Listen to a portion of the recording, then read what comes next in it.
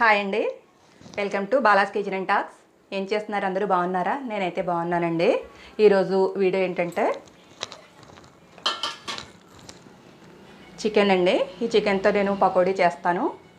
అదే నేను మీకు ఈరోజు చూపించబోతున్నాను. చూసే ముందు ఛానల్ని ఎవరైనా ఫస్ట్ టైం చూస్తున్నట్టయితే కనుక సబ్స్క్రైబ్ చేసి పక్కనే ఉన్న గంట సింబల్ని క్లిక్ చేసి ఆల్ అనే ఆప్షన్ ప్రెస్ చేస్తే నేను పెట్టిన ప్రతి వీడియో మీకు నోటిఫికేషన్ వస్తుందండి. అలాగే నా వీడియోస్ లైక్ చేయండి, షేర్ చేయండి, ఇంకా ఛానల్కి కామెంట్స్ కూడా తెలియచేయండి. అలాగే నన్ను సపోర్ట్ అనేది చేయండి ప్లీజ్. ప్రతి ఒక్కరూ కూడా లైక్ ఇచ్చి వెళ్ళండి. మీ లైక్ అనేది నాకు చాలా యూజ్ అవుతుంది.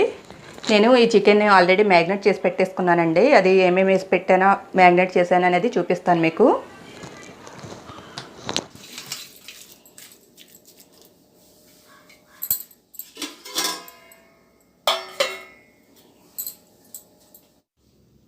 ఇప్పుడు దీనిలోకి శనగపిండి, ఈ శనగపిండి అనేది 2 స్పూన్లు వేసుకుని కొంచెం వేసుకుంటే సరిపోతుందండి, ఎక్కువ అవసరం లేదు. అలాగే కొద్దిగా కార్న్ఫ్లోర్. ఈ కార్న్ఫ్లోర్ వేసుకోవడం వలన ఈ చికెన్ పకోడీ అనేది ఫ్రై అయిన తర్వాత క్రిస్పీగా తినడానికి బాగుంటుంది. ఇప్పుడు దీనిలోకి గరం మసాలా పేస్టు. ఈ పేస్టు నేనే చేశానండి. ఇది మీకు నేను వీడియో కూడా పోస్ట్ చేస్తాను. ఇది కూడా కొద్దిగా వేసుకోవాలి. ఇప్పుడు ఇది రెడీమేడ్ చికెన్ మసాలా అండి, తందూరి చికెన్ మసాలా. దీన్ని కూడా నేను కొంచెం వేసుకుంటున్నాను. ఇలా ఈ చికెన్ మసాలా వేసుకుంటే చికెన్ పకోడీ అనేది ఆ ఫ్లేవర్ బాగుంటుంది. అందుకని చెప్పి నేను జస్ట్ అలా కొంచెం వేసాను. ఇప్పుడు కట్ చేసుకున్న కొత్తిమీరను కూడా వేసేసుకోవాలి. వీటన్నిటిని కూడా మొత్తం మిక్స్ అయ్యేలాగా బాగా కలుపుకోవాలి.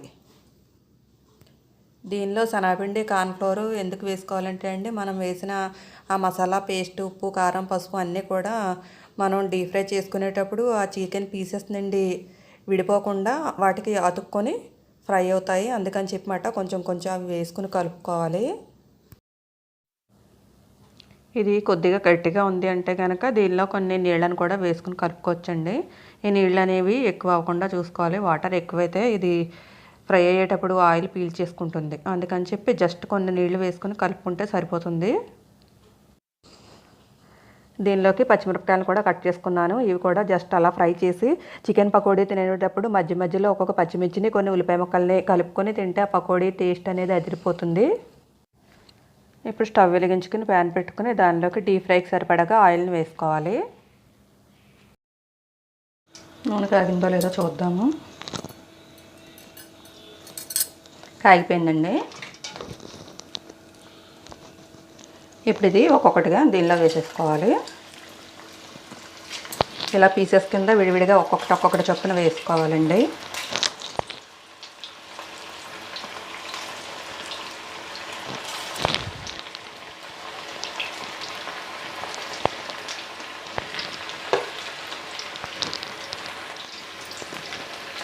ఇప్పుడు దీన్ని ఒకసారి అటు ఇటు తిప్పుదాము.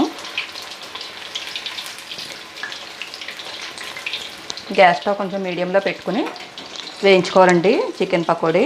అప్పుడే మనకి లోపల చికెన్ అనేది బాగా ఫ్రై అవుతుంది.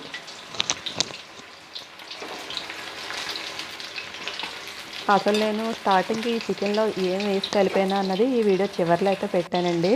మిస్ అవ్వకుండా చూడండి. అవి కరెక్ట్గా వేసుకుంటేనే చికెన్ పకోడీ అనేది టేస్ట్ అదిరిపోతుంది. ఫ్రై అయిపోయండి. ఇప్పుడు దీన్ని తీసేసుకోవాలి. వీటిని ఇలా ఒక టిష్యూ పేపర్ వేసుకుని తీసుకుంటే ఏమన్నా ఆయిల్ ఏమన్నా ఉంటే కనుక పేపర్ పీల్చేసుకుంటుంది.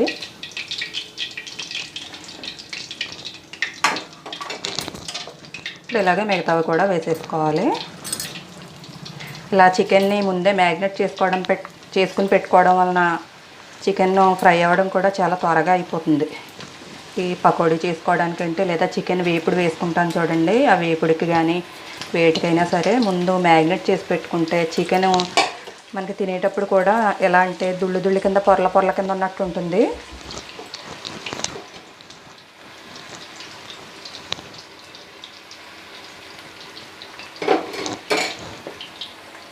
ఇప్పుడు ఇవి కూడా వేగిపోయాయండి, తీసేస్తున్నాను.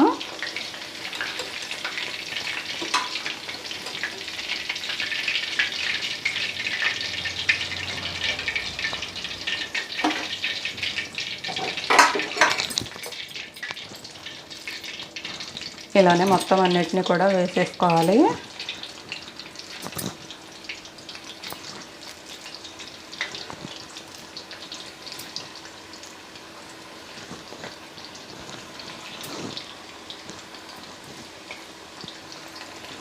ఇంకెంతో లేదు కదండి, వేసేస్తున్నాను. కొంచెం వాయికి ఎక్కువ అవుతుంది. అయిపోయింది ఖాళీ. ఒకటైతే టేస్ట్ చేస్తున్నానండి, సాల్ట్ సరిపోయిందా లేదో. అబ్బో కాలిపోతుంది. చాలా బాగుంది.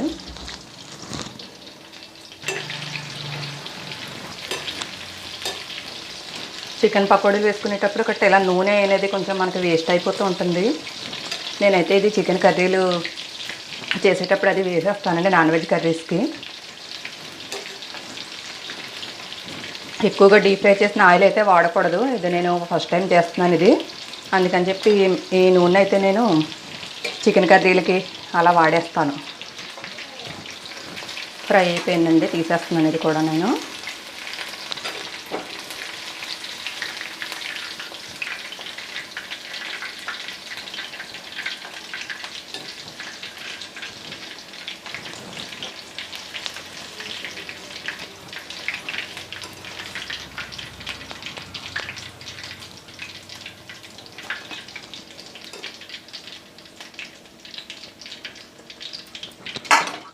ఇప్పుడు దీనిలో నేను గార్నిష్ కోసం కొద్దిగా జీడిపప్పుని ఫ్రై చేస్తున్నాను.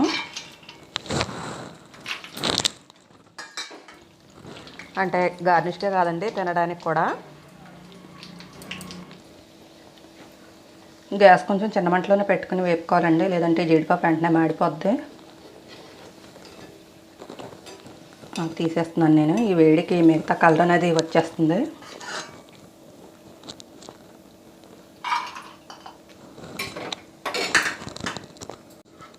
ఇప్పుడు దీనిలో కట్ చేసి పెట్టుకుని పచ్చిమిరపకాయలు కూడా వేసేసుకుంటున్నాను.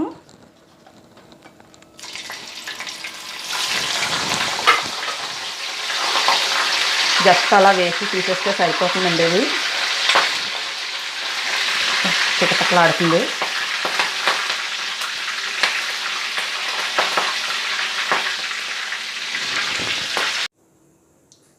తీసేస్తున్నాను.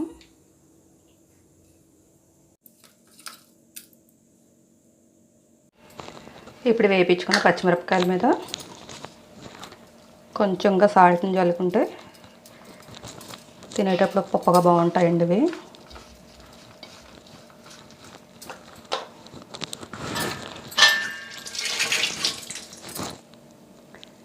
రెడీ అయిపోయిందండి వేడివేడి చికెన్ పకోడీ. ఇప్పుడు అసలు ఈ చికెన్లోకి స్టార్టింగ్ నేను ఏం కలిపానో చూద్దామండి. ముందుగా చికెన్ పకోడీకి చికెన్ తీసుకుందాము. ఈ చికెన్ అనేది మనకి పకోడీ సైజులో ముక్కల్ని కట్ చేసుకోవాలి. ఇలా కట్ చేసుకున్న తర్వాత చికెన్ని 4-5 సార్లు శుభ్రంగా కడుక్కొని ఉంచుకోవాలి. ఇప్పుడు దీనిలోకి 1/2 టీ స్పూను పసుపు, అలాగే చెంచా, మీది పెద్ద చెంచా అయితే కనుక 2 చెంచాలు వేసుకోండి. నాది చిన్న చెంచా కాబట్టి నేను 2 చెంచాలన్నర అయితే కారం వేసుకుంటున్నాను. ఈ కారం ఎర్రగా ఉన్న కారం వేసుకుంటేనే పకోడీ కలర్ అనేది బాగా ఉంటుంది. అలాగే ఇప్పుడు టేస్ట్కి సరిపడాక సాల్ట్, ఇంకా అల్లం వెల్లుల్లి పేస్ట్ 1 స్పూన్ వేసుకోవాలి. 1 చెక్క నిమ్మరసాన్ని కూడా పిండుకుని ఇప్పుడు ఇదంతా మిక్స్ అయ్యేలాగా బాగా కలుపుకోవాలి. ఇలా కలిపి మ్యాగ్నేట్ చేసుకుంటేనే మనకి ఈ పకోడీ వేసుకున్న తర్వాత ఆ పకోడీ అనేది లోపల దుళ్ళు కింద పొరలుగా వస్తుంది ఫ్రై అయ్యి. ఇప్పుడు దీన్ని మూత పెట్టేసుకుని 2-3 గంటలు ఫ్రిడ్జ్లో పెట్టేసుకోవాలి. తర్వాత దీనిలో శనగపిండి, కార్న్ఫ్లోర్ అనేవి కలుపుకోవాలి. ఈ వీడియో మీకు నచ్చిందని అనుకుంటున్నాను. నా వీడియోస్ షేర్ చేయండి, లైక్ చేయండి. నెక్స్ట్ వీడియోతో మళ్ళీ కలుద్దాం. బాయ్.